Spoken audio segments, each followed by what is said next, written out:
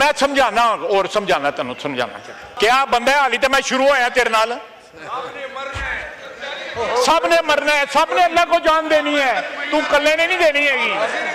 Ji kindly address the chair address the chair. मैं समझाना और समझाना तेन समझाना यहां पे बाप जो है बाजवा को बाप बना लेते थे लेकिन आज जो है उस इंस्टीट्यूशन को दफा करने का उसका तैयार नहीं है।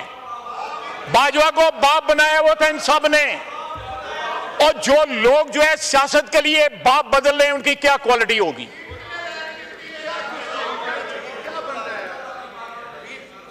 क्या बंदा है हाली तो मैं शुरू होया तेरे नाल सब ने मरना है सब ने अल्लाह को जान देनी है तू कल्ले ने नहीं देनी हैगी। जी kindly address the chair address the chair. कौन सी गुफ्तगू कर रहे हैं आपने मुल्क को छोड़ना है मुल्क को छोड़ना है ये कौन सी गुफ्तगू है मैं आपको शर्म आनी चाहिए। जनाब स्पीकर जी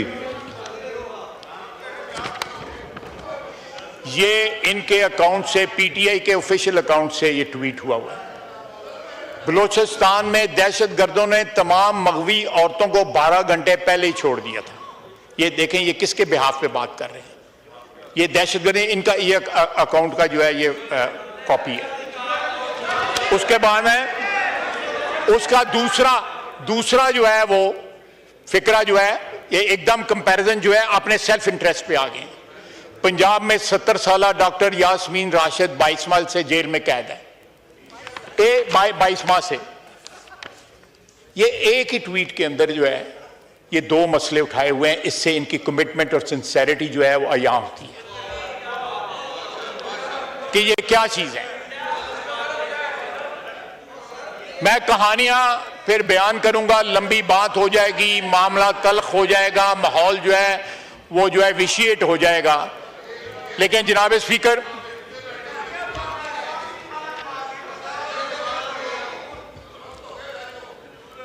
जनाब वाला आज मुसल्लह अफवाज को जो है कल की तकरीर में और अदरवाइज जो है ये निशाना बनाते हैं। जब मुसल्लह अफवाज का सरबराह जो है वो आइन एब्रोगेट करे मुल्क में मार्शल लगाए तो ये उसके साथी बन जाते हैं। आपको याद होगा एक रेफरेंडम करवाया था जनरल मुशर्रफ में। इमरान खान साहब किसके साथ खड़े थे उस रेफरेंडम के अंदर? इमरान खान जनरल मुशर्रफ के साथ खड़ा था उस रेफरेंडम के अंदर जो है ये और मैंने तो माफी मांगी हुई है ना। मैं तो माजरत करता हूं और करता रहूंगा। जी उसी भी तो करो ना आप भी तो करें ना माजरत। कोई माजी के झरोखों में जाके देखें कि आपका क्या किरदार था आपके लीडर का क्या किरदार था जब उसी जनरल बाजवा के पांव पकड़े कि मैं सारी उम्र की तुम्हें एक्सटेंशन देता हूं मुझे दोबारा इख्तिदार दे दो। जनाब असद कैसर साहब आप इस चेयर पे बैठे थे उस रात क्या हुआ था? सूरी साहब उस चेयर पे बैठे थे उस रात क्या हुआ था? एक आधे घंटे के अंदर आपने क्या वारदात की थी आप खुद बताइएगा जब आपकी तकरीर की बारी आएगी।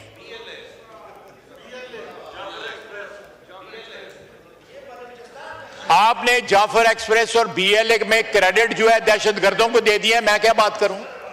आपने दहशतगर्दों उनको दिया कि जी वो सारे के सारे जो है वो दहशतगर्दों ने मेहरबानी की है। देखें ये दहशतगर्दों के साथ हैं इसलिए उनकी मेहरबानियां याद कर रहे हैं मेहरबानियां उनके जिम्मे डाल रहे हैं।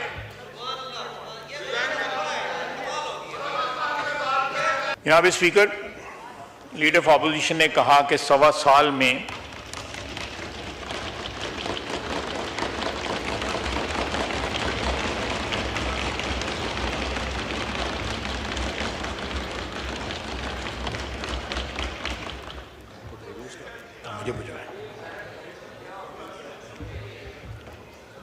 सर आपको याद होगा कि 1.25 साल जो है ईसीपी के मेंबर ना लगाए गए और बलूचिस्तान और सिंध के कोई मेंबर नहीं थे और इलेक्शन कमीशन चलता रहा। इन्होंने कल गिला किया है लेकिन माजी माजी को भूल जाते हैं, माजी को डिलीट कर देते हैं, सिलेक्टिव एमनीजिया हो जाता है इनको, और याद नहीं रहता कि हम जब हुक्मरान थे, यानी पीटीआई जब हुक्मरान थी, या जिन जिन हुक्मरानों के साथ इन्होंने वक्त गुजारा हुआ है, जब उनके साथ थे तो क्या क्या वारदात हुई।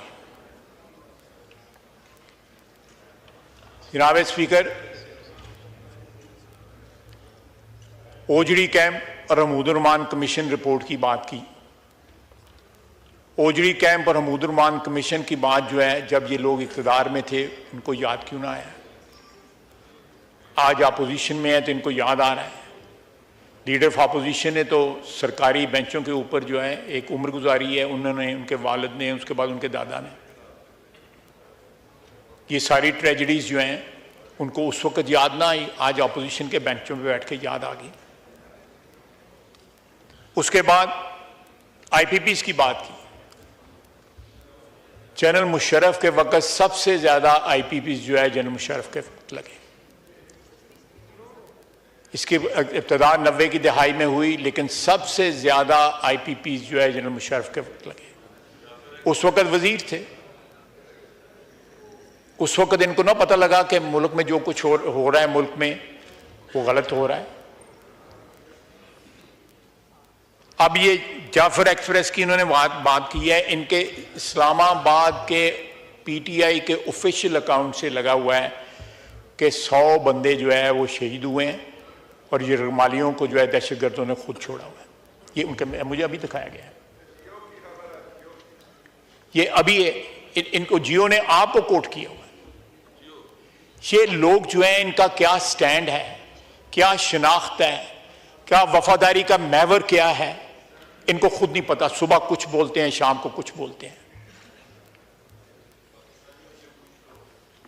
पाकिस्तानियों में पूछ लेता हूं, ताना वो दो जो मार्शल की पैदावार है, जिनकी पनीरी मार्शल आलम में लगे 58 के मार्शल आलम में, वो ताना देते हैं, वो ताना देते हैं। अयूब खान कौन था? अयूब खान को मेरा रिश्तेदार नहीं था, अयूब खान आपका रिश्तेदार था। जो है मुशर्रफ आपका रिश्तेदार था, बाजवा आपका बाप था, बाजवा आपका बाप था, और माफी मांगी है, बाजवे से माफी मांगी है।